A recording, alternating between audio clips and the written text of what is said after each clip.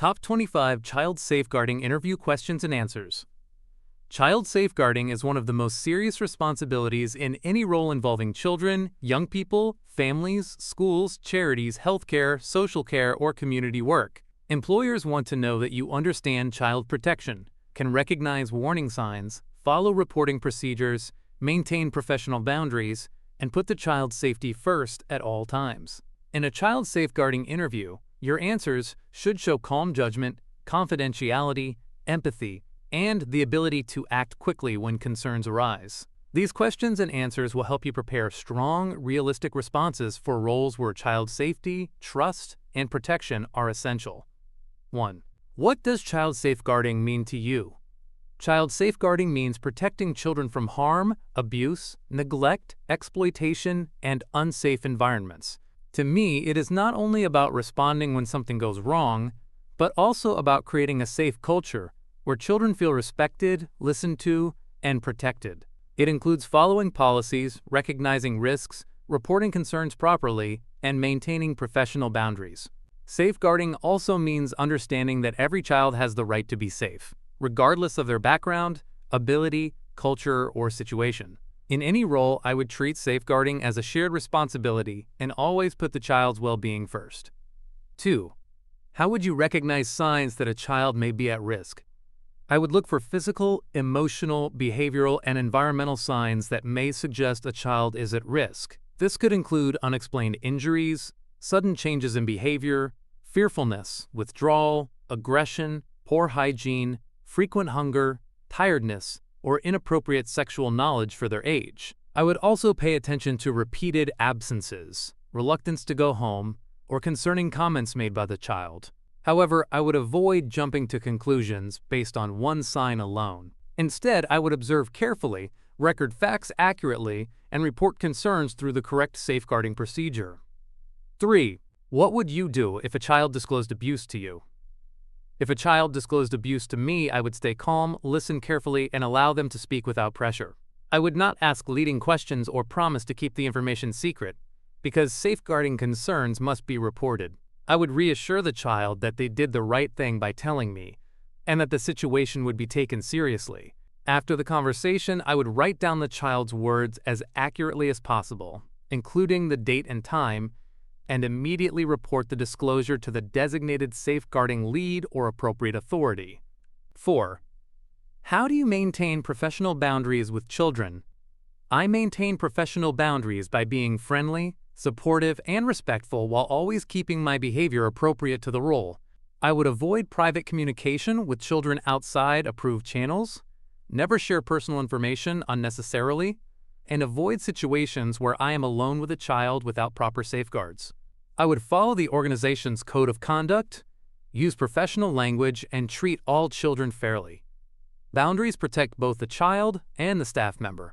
They help build trust while preventing misunderstandings, favoritism, dependency, or unsafe situations that could place anyone at risk. 5. What would you do if you suspected neglect but were not completely sure? If I suspected neglect but was not completely sure, I would still take the concern seriously.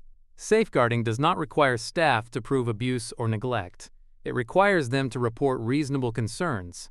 I would record factual observations, such as repeated poor hygiene, hunger, tiredness, unsuitable clothing, or comments from the child.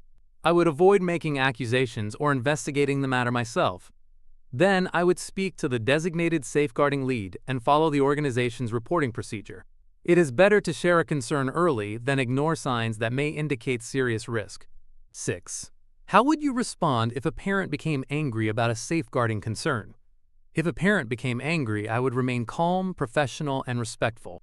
I would listen to their concerns without becoming defensive, but I would not discuss confidential safeguarding details beyond what I am authorized to share. I would explain that the organization has a duty to protect children and follow safeguarding procedures. If the situation became aggressive or unsafe, I would seek support from a manager or colleague. My priority would be the child's welfare, while handling the parent with sensitivity. Safeguarding decisions should never be influenced by pressure, anger, or fear of conflict. 7. Why is confidentiality important in child safeguarding? Confidentiality is important because safeguarding information is sensitive and can affect the safety, privacy, and well-being of a child and their family. Information should only be shared with people who need to know in order to protect the child. However, confidentiality is not the same as secrecy. If a child is at risk, the concern must be shared through the correct safeguarding channels. I would never discuss safeguarding matters casually with colleagues, friends, or unauthorized people. I would record information securely, follow data protection rules, and always balance confidentiality with the child's safety. 8. How would you handle a safeguarding concern involving a colleague? If I had a safeguarding concern involving a colleague, I would report it immediately through the organization's safeguarding or whistleblowing procedure. I would not ignore it because the person is a coworker, and I would not try to handle it privately. Children's safety must come before loyalty, discomfort, or fear of damaging relationships. I would record what I observed or was told, using factual and objective language. If the concern involved the designated safeguarding lead, I would report it to a senior manager, local authority contact, or another appropriate safeguarding officer. 9. What is the difference between safeguarding and child protection? Safeguarding is the wider approach to keeping children safe, promoting their welfare, preventing harm, and creating safe environments. It includes policies, training, safe recruitment, risk assessments, codes of conduct, and early support. Child protection is a specific part of safeguarding that focuses on children who are suffering or likely to suffer significant harm. In simple terms, safeguarding is preventative and ongoing, while child protection is a response to serious concerns or actual harm. Both are important, and professionals working with children must understand how prevention and response work together. 10. How would you record a safeguarding concern? I would record a safeguarding concern as soon as possible using clear, factual, and accurate language. I would include the date, time, location, people involved, what I observed, and exactly what the child said if there was a disclosure. I would avoid personal opinions, assumptions, emotional language, or unsupported conclusions. If there were injuries, I would follow the organization's guidance for recording visible marks without investigating. I would sign and submit the record to the designated safeguarding lead securely. Good records are essential because they help professionals identify patterns and make safe decisions. 11. How do you build trust with children while keeping them safe? I build trust with children by being consistent, respectful, patient, and reliable. Children need to feel that adults listen to them and take their feelings seriously. I would communicate in an age-appropriate way, respect their dignity, and create a safe environment where they feel comfortable speaking up. At the same time, I would be honest about limits to confidentiality and explain that if they tell me something that means they or someone else is unsafe, I must share it with the right people. Trust should always support safety, not replace safeguarding responsibilities. 12. What would you do if a child asked you to keep a secret? If a child asked me to keep a secret, I would respond carefully and kindly. I would not agree to keep secrets, especially before knowing what the child wants to share. I would explain in simple language that I can listen and help, but if they tell me something that means they or someone else is unsafe, I may need to tell someone whose job is to protect them. I would reassure the child that I would only share the information with the right people.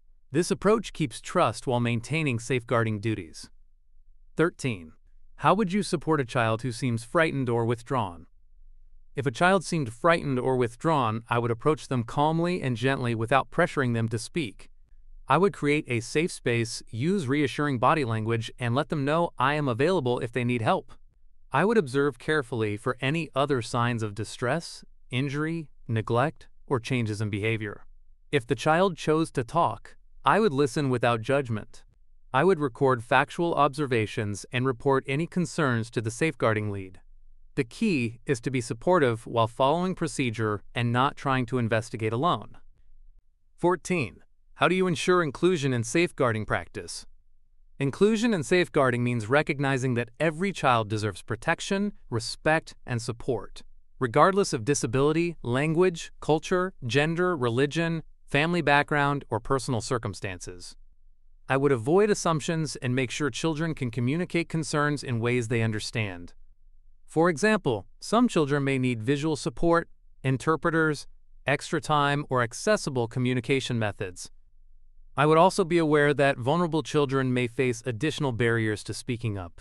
Inclusive safeguarding means listening carefully, adapting communication, challenging discrimination, and making sure no child is overlooked because of who they are. 15. What would you do if you saw concerning behavior between children? If I saw concerning behavior between children, I would respond quickly and calmly to stop any immediate harm. I would make sure the children were safe and separated if necessary. Then I would report the incident according to the safeguarding and behavior policy. I would record exactly what happened, including what I saw and heard, without labeling children unfairly. I would also consider whether the behavior could indicate wider safeguarding concerns, such as bullying, abuse, exploitation, or exposure to harmful content. Children involved may all need support, guidance, and protection. 16. How would you handle online safety concerns? I would treat online safety as an important part of safeguarding because children can face risks such as cyberbullying, grooming, exploitation, harmful content, privacy breaches, and inappropriate contact. If a concern came up, I would listen carefully, record the details, and report it to the designated safeguarding lead. I would avoid deleting evidence unless advised, because messages or screenshots may be important. I would also encourage safe digital behavior through age-appropriate guidance.